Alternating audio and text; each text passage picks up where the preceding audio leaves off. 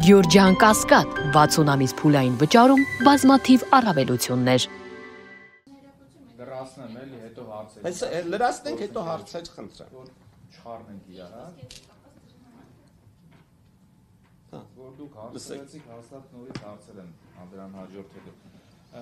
Ես մի երկու խոսքով ցանկանայի անդրադառնալ այն իրավիճակին, որը առկա է։ Նախ դատավորները չեմ կարծում, որ Ջրաբեկի որ գան նման քննարկման, որտեղ վարքագծի կանոններով կաշկանդված են, բայց այ հսկող դատախազ, քննիչ կամ այդ կառույցների 53 քննիչ լիազորված անձ բնականաբար իրավունք ունեն։ Բոլոր դեպքերում մենք փորձել ենք սա նաև իրավական դաշտում անել, այսինքն ցանկացած միջնորդություն, որ քննվում է դատարանում, դե կանոնը հետևյալն է, կալանքի միջնորդությունները քննվում են դռնփակ, բայց կողմը իրավունք ունի բարձրացնել դռնբաց քննարկելու հնարավորություն, բայց բանը քննիչը եւ դատախազը որպես կանոն հրաժարվում, խուսափում են դրանից ու ունեն դրա օբյեկտիվ պատճառները, որովհետեւ այն ինչ որ տեղի է ունենում նիստերի դահլիճում, վստահեցնում եմ ձեզ, յուրաքանչյուր անկողմնակալ դիտորդի համար բավականին տպավորիչ է լինելու, թե սա ինչ մեղադրանք է, կոչինը կենսունակա թե ոչ, այս փողերի լվացման դեպքերը մի առանձին երևույթ են, որ քննիչի եւ հսկող դատախազի եզրահանգումները հասկանալու համար, չգիտեմ, երևի վերապատրաստում ապրել, որովհետեւ այդպես չի լինում։ Տրամաբանության կանոններից էլ են դուրս, ոչ միայն իրավաբանությունից։ Ցավով եմ ասում, բայց այդպես է։ Այ ինչու ենք մենք հաջողել փողերի լվացման դրվագներով, որ դատարանները չեն կարողանում չի ստացվում օբյեկտիվորեն ֆիքսել ինքնավոր կասկածը։ Պատճառը դրա որն է։ Կարծում եմ պատճառը նա է, որ մենք յուրաքանչյուր նիստով դատարաններին փորձում ենք ներկայացնել այն փաստարկները, որով նախաքննական մարմինը կամ վարույթի հանրային մասնակիցները փորձում են դատարանին ուղղակի մոլորեցնել։ Այս բառը մի քիչ տհաճ բառ է, բայց փաստ է։ Ընդ որում այդ մոլորեցման դեպքերը մեկ տասնյակից ավել են։ Կոնկրետ ցայտուն օրինակներ ենք ներկայացնում, որ հարգելի դատարան, տեսեք, այս մի բանը ասում է այսպես, դրա հիմքում որովհետեւ փաստական տվյալ չկա։ Այս մի բանը գնահատում է այսպես, բայց այդ եզրահանգումը օբյեկտիվ չի։ Ու դրանք բազմաթիվ են։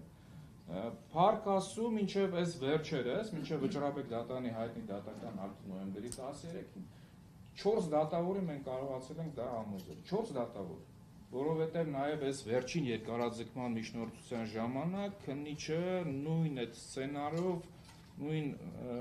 ավանդույթ արդեն դարձած մոտեցմամբ բերում է նույն մեղադրանքները, նույն փաստարկները, նույնիսկ այն դեպքում, որ այդ փաստարկների վերաբերյալ նիստի ժամանակ այնպիսի հարցադրումներ ենք հնչեցնում, նաև դատարանն է հնչեցնում, որ դրա պատասխան չկա ուղղակի։ Տրամաբանության շրջանակներում դրան պատասխան չկա։ Հիմա ասածս ինչ է, տեսեք, Վճռաբեկ դատարանի ինչքան էլ իմ նախկին գործընկերներն են, բայց մի որոշակի հատվածով կտորով անդրադառնամ դատական ակտին։ Մենք եւս բողոքարկել էինք Տիկին Մելիքսեթյանի ակտը, նաև որը որ անփոփոխ էր թողել դատավոր Դավթյանի դատական ակտը, այսինքն մենք եւս այդ ակտի կապված որոշակի մտահոգություններ ունենք, անհամաձայնություն կար եւ ողջամտորեն նորմալ բողոքներ է գրել եւ ներկայացրել են Վճռաբեկ դատարան։ Ընդ որում մի մասը վերաբերում է նաև կոչի դրվագին, այսինքն դարձյալ հիմնավոր կասկածի հետ կապված ենթատեքստեր եւ կարծում եմ հավասարությունը կողմերի պահելու տեսանկյունով կարելի է երկու բողոքներն ընդունել վարույթ եւ հանգել համապատասխան եզրակացության։ Այսինքն քննարկել լուծել հասկանալ հիմնավոր կասկածի շեմը կոնկրետ դեպքում փոխում ենք, թե նախկինում ինչ որ ձևավորվել է իրավական դիրքորոշումները մնում է նույնը, որովհետեւ եթե մերը մերժվում է դատախազի բողոքը ընդունվում է, մեր կանխատեսումը նա էր, որ ինչ որ նոր իրավական դիրքորոշում է դրսևորելու, այդ հիմնավոր կասկածի շեմը նվազեցնելու է եւ այլն եւ այլն։ Բայց արդեն որ փաստի առաջ էինք անել, որ բողոքը ընդունվեց գլխավոր դատախազի տեղակալի, այսպիսի մի դիմում միջնորդություն ուղեցինք Վճռաբեկ դատարանը, որ պատվարժան դատարան, տեսեք, ասում ենք, առաջի երկու ակցիաներում մենք հաղթել ենք, չէ՞, մեր փաստարկները դատավորները հաստատել են, հիմա դուք մեր բողոքը չեք ընդունում, ընդունել եք գլխավոր դատախազի տեղակալի բողոքը։ Եվ այս վեճի առարկան փաստն է, ոչ թե իրավունքի հետ կապված հարցը, այլ հիմնավոր կասկած կա փողերի լվացման դեպքով, թե չէ։ Իսկ ինչպես գիտենք, վճռաբեկ դատարանը երկու ռեժիմով կարող է բողոքները քննարկել։ Ընդհանուր կանոնը գրավոր ընթացակարգն է, բայց իրավունք ունի նաև կողմի կարծիքը հաշվի առնելու անցնել բանավորի։ Մեր խնդրանքը հետևյալն է, որ պատվարժան դատարան, եթե դուք ընդունել եք վճռաբեկ բողոքը գլխավոր դատախազի տեղակալի ներկայացրած, ուրեմն խնդրում ենք ձեզ, մեր բողոքն էլ մերժել եք, ընդ որում մենք մեր բողոքում այդ նորից բանավորության հարցը, ընթացակարգի հարցը բարձրացրել ենք, որ քննարկեք բանավոր ընթացակարգով, պատրաստ ենք գանք ձեր հարցերին պատասխանել, պատրաստ ենք լսել նաև մյուս կողմին ուղղված ձեր հարցերը, պատվարժան դատարան, որովհետև այդ բանավորությունը անմիջականությունը էապես փոխում է ամեն ինչ։ Մի բանա, որ դու փաստաթղթերը կարդում ես 7 հատորա թե 14 հատորա, մի բանա, որ դու կողմերին լսում ես, յուրաքանչյուր իր փաստարկը ներկայացնում է, քո հարցերին էլ պատասխանում է։ Եվ ինչ, հետաքրքիր նաև, որ այս պարոն Վարդևանյանը, որ ներկայացրեց, ստանում ենք որոշման հրապարակումից 1 օր առաջ համապատասխան ըստ էության մերժումն է, որ գիտեք ինչ կա, գրավոր ընթացակարգով ենք անելու, դուք էլ ձեր որոշումը կարող եք ստանալ կամ հրապարակային ծանուցվելով, չէ, այդ կայքով, կամ էլ ձեզ կուղարկվի։ Հիմա մեր իմաստը ո՞րն էր այս բանավորության։ Այս բանավորությունը որ լիներ, պարոն Ֆերոյանի առաջարկած այդ հրապարակային քննարկում, դիսկուրս, չգիտեմ, այս ամեն ինչը մեխանիկորեն վերանալ։ Ես վստահեցնում, եթե մի որևիցե նիստ հրապարակայինորեն իրականացվի դեռամբացության պայմաններում, նույնիսկ լրագրող էլ չլինեն։ Կողմնակի, անկողմնակալ անձինք լինեն, ես ուղղակի չեմ պատկերացնում ինչ իրավիճակում են ինչ տպավորությունների տակ ենք հայտնվելու մենք եւ անկողմնակալ դիտողներ։ Այսինքն այս մասով, որ գաղտնի է, դռնփակ է, չգիտեմ, բոլորը նախազգուշացված են նախաքննական տվյալների հրապարակման, այս պատահական չի։ Այս պատահական չի։ Ակտի վերաբերյալ դատարանի, վճռաբեկի, տեսեք, գրած է, որ ուսումնասիրելով միջնորդությանը կից դատարան ներկայացված նյութեր, ես վստահեցնում եմ դատարան ներկայացված նյութերում որևէ ողջամիտ փաստական տվյալ չկա, որ Սամվել Կարապետյանը իրականացրել է կազմակերպչական կամ ղեկավարի ինչ-որ գործառույթներ կոնկրետ այդ իրավիճակում։ Տեսեք, այնտեղ կարծես թե այսպես է վճռաբեկ դատարանի որոշումը կառուցված է այն առանցքի շուրջ, ասում է, որ դա վարույթի հետագա փուլի խնդիր է, այսինքն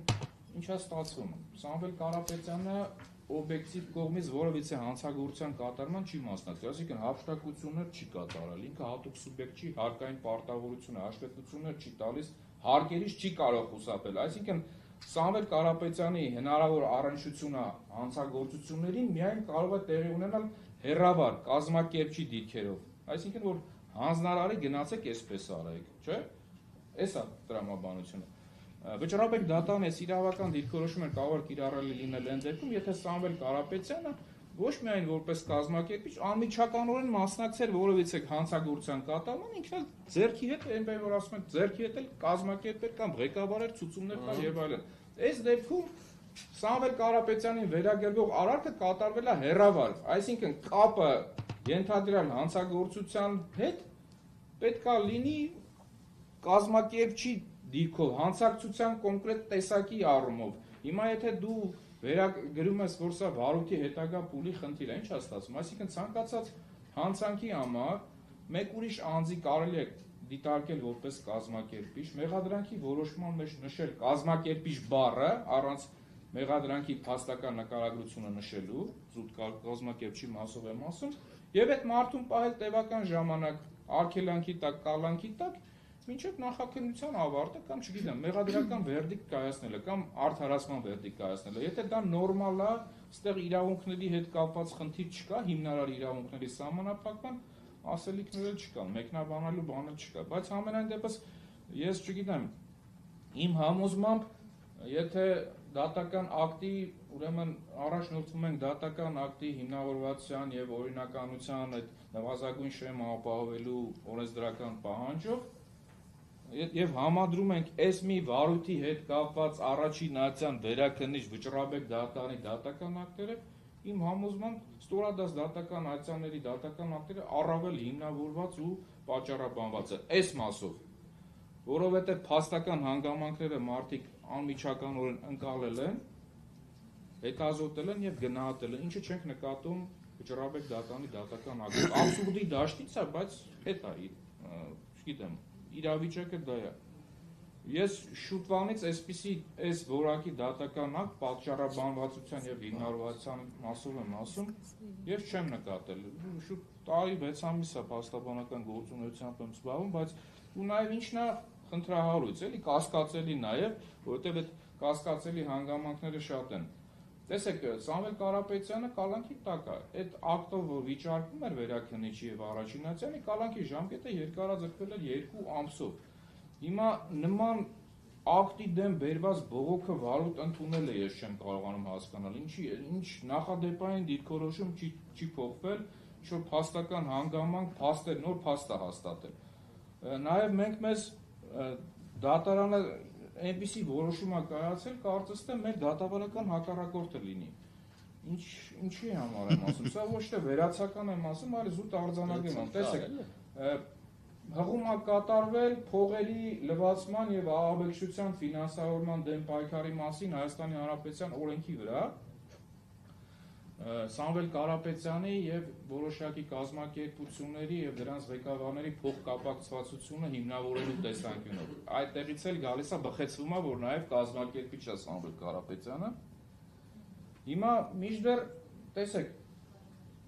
թե քննիչը, թե դատախազը փոխկապակցությունը կապել են հարկային օրենսգրքի 30-րդ հոդվածի հետ, այսինքն ասում են այս 30 հոդվածի զուտ հարկային օրենսգրքի 30 հոդվածի համատեքստում Սամվել Կարապետյանը փոխկապակցված է որոշակի տնտեսավարողների եւ նրանց ղեկավար աշխատակիցների հետ։ Հիմա հարց, եթե դատախազը